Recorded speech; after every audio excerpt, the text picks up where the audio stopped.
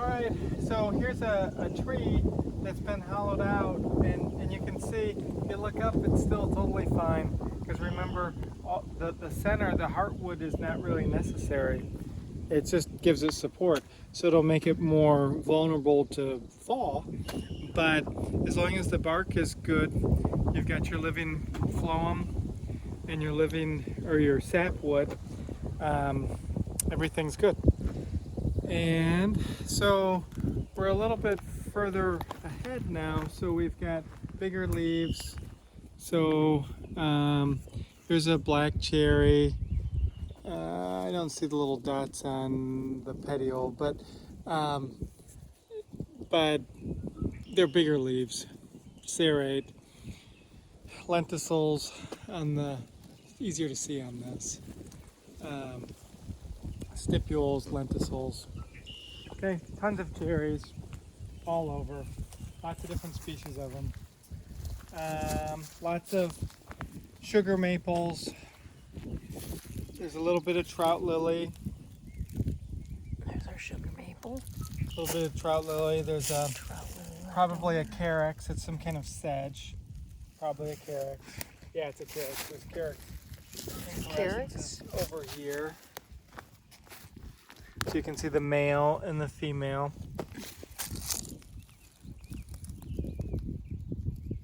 Okay. You keep the focus on my thumb. Male and female. Lots of little seedlings. This is, oh, if I smell it.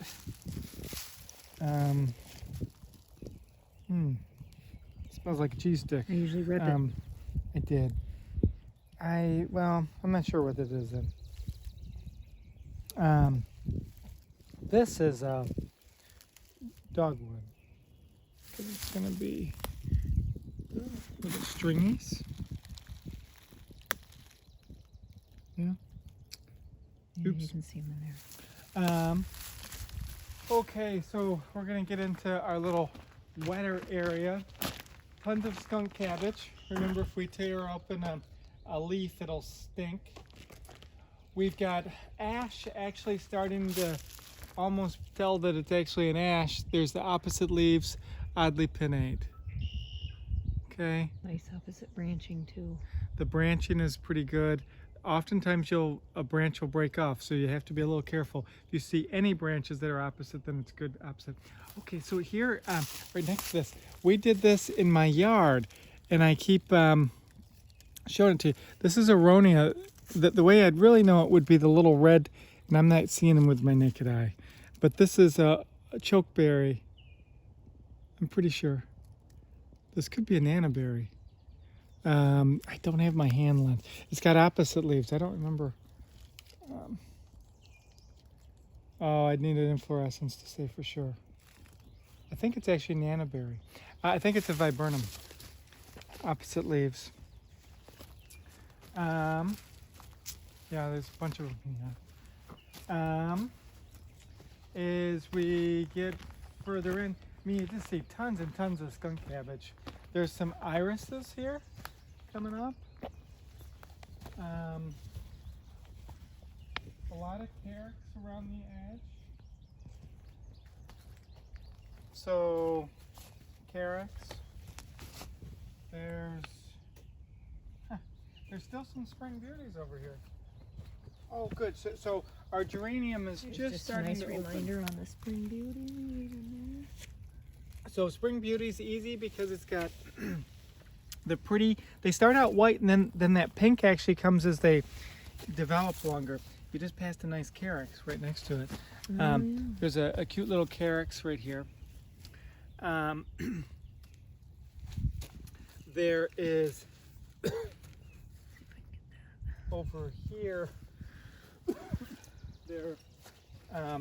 Lovely. Yeah, nice. Are wild geranium. So geraniums, 5 petals. They've got the leaves that are palmate. They're really cute flowers. Palmate leaves like that. I can't think of anything else you'd confuse it with the combination of those two factors. Um, we've got a different cherry here. What's nice, if you come over here, we've got, they're not quite open yet, but that's the inflorescence. Okay. So it's a raceme.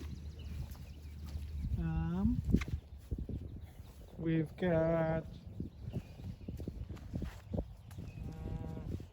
lots of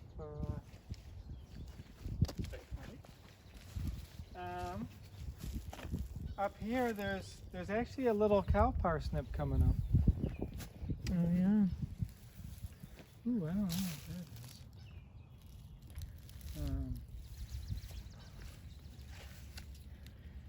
But there's some violets through here. There's some carex here. There's the wild geranium. See what it looks like in the sun, if I can get it in the sun. Yeah, that's a better shot than the last one. So really pretty. Again, that's one that you can buy for your yard. If you go to, Romance, I believe, sells it. Generally. There's a lily, it looks like, from someone's yard. Don't remember what this one is. I think this is an Asteraceae. I need to see the flowers though.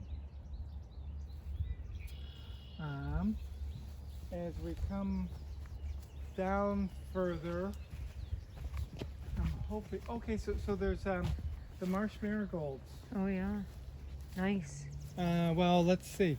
Those are marsh marigolds because you can see the round leaves. Don't kill yourself. Yeah. But right here, They have the bright yellow flowers. bright yellow flowers, and they got the round leaves. And then right next to it here, we've got buttercups. But you can tell it's the buttercup because the leaves are really dissected. There's right next to it is some type of anemone. This is the one that's in our yard. Seems like there should be water hemlock around here. Is there any? There could be. I haven't seen it. You need the flowers to identify that. Yeah, this is the wild raisin. So when I was trying to call it chokeberry, it's not. It's going to be a viburnum, and there's the inflorescence. You can see it's the corm. Beautiful carex.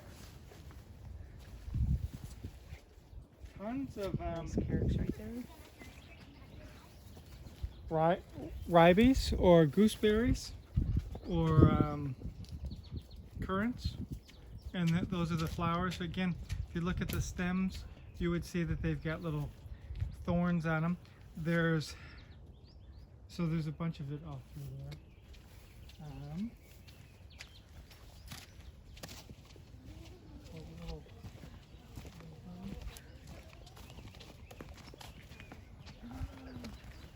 See where we are.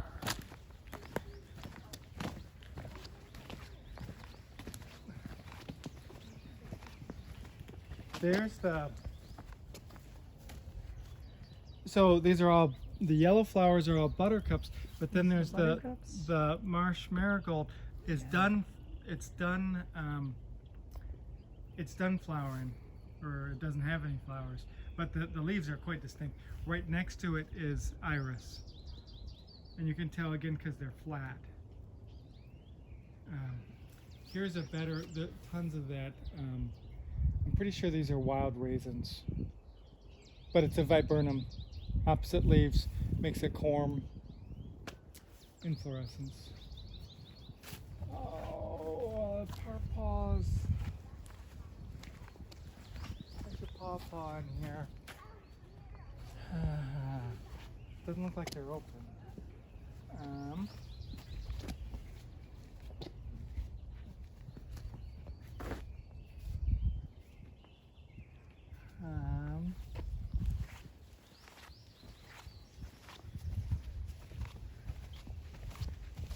Here's a really nice up close of the ribes flowers from earlier.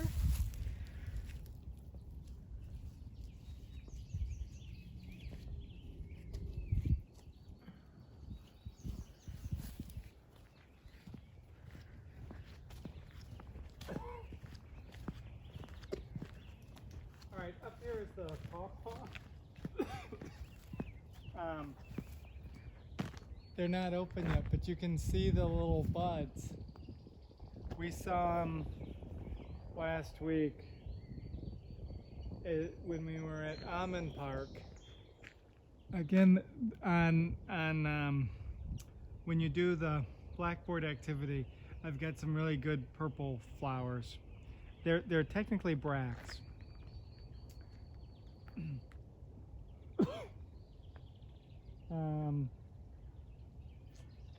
Those are those are a big draw for this park.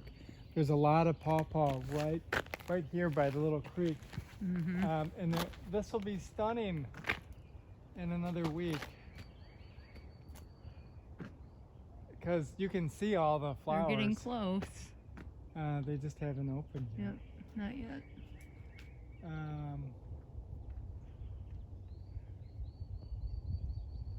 See, the rest of this is pretty much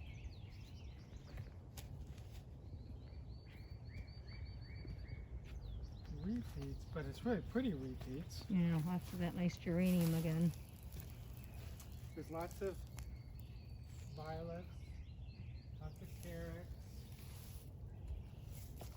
Ooh. All right. Luckily, we got our boots on. There's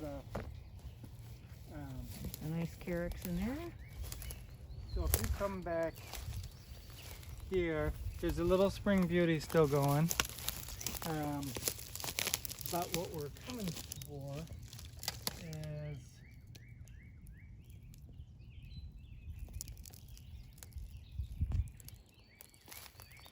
Nice elderberry in there. so this is the spice bush, and if you smell it, it smells citrusy. There's a nice jack in the pulpit, Oh yeah. but Oh, there's that's lovely. Yeah, I think it's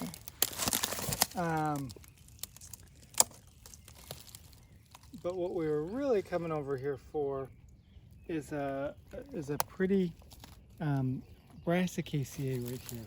Oh yeah. I don't know this one offhand, but it's a good brassicaceae.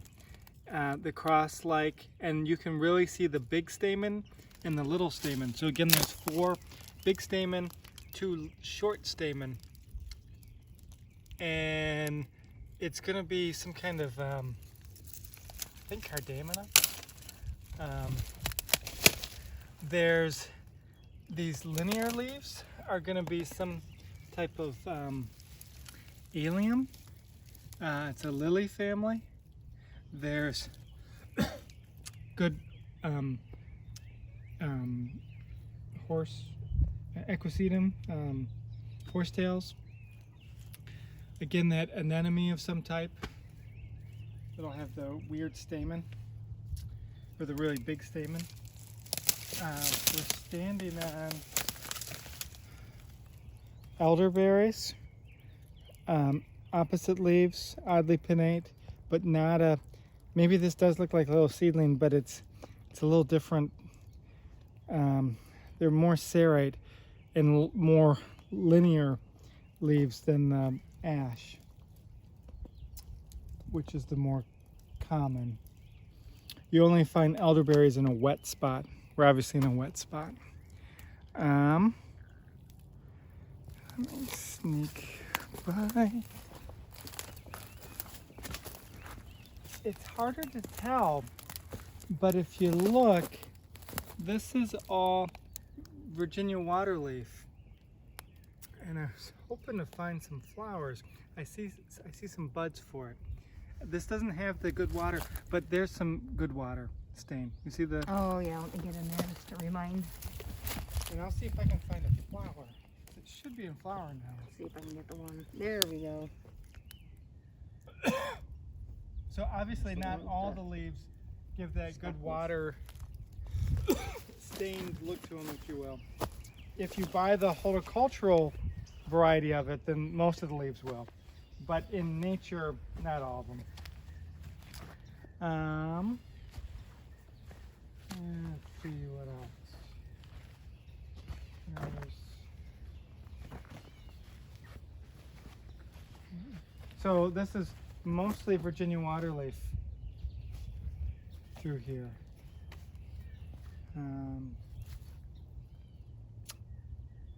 There's some buds, but no flowers. It doesn't really have all that pretty of a flower, but all flowers are pretty. There's good water stain.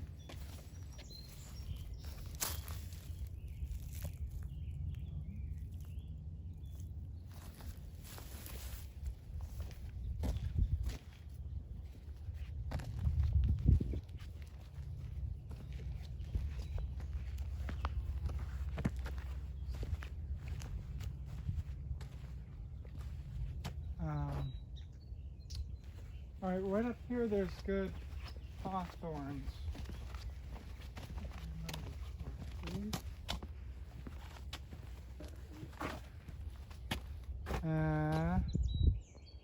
Thought. I'm not seeing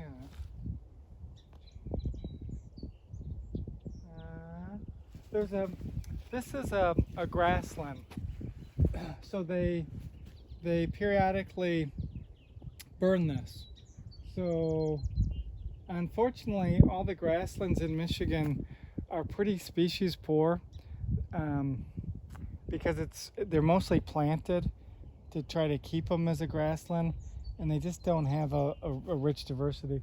And a good natural grassland would have spring flowers, but when they're planting grasslands, it tends to be all fall flowers, lots of Asteraceae. Think of goldenrod and that kind of stuff. So there's not really much here. Technically, this was supposed to be our grassland lab, but again, there just isn't, there's not much there this time of year. Let's stop there.